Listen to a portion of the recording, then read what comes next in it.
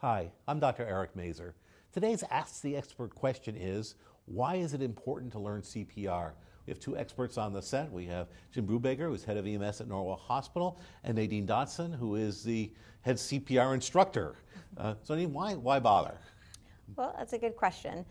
The sooner that you can recognize somebody who's in cardiac arrest and actually help them, your hands are literally what's saving this person's life, what's keeping them alive, keeping their heart pumping and everything going, and giving them the best chance of survival when EMS arrives and when they go to the hospital. Right, the brain needs blood and oxygen. It needs oxygen and glucose, and it doesn't have a big reserve, Jim. So you've got to keep that supply going till the heart can be fixed, right? Right, absolutely. And we reach out to the public for this. We have this term first responder. We've always looked at our police and firefighters as being that first responder. Really, the person with the phone in their hand dialing 911 is the first responder. They have the ability to do compressions and save that life, or at least give that person the best opportunity for survival. And that's why we think it's so important that. And again, as you said, you literally have taken over for the heart in doing this compression.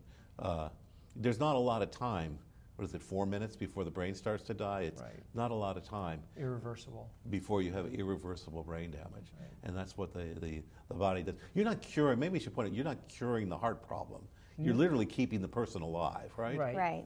Right, and we call that stabilizing. We do the best that we can out in the field to keep them alive, let them get to the hospital, and the doctors can do their doctor stuff. And so sometimes the heart may need to be shocked, and that's a whole separate show to talk about the AEDs. But that's very, very helpful. And I really think people don't realize how it's easy.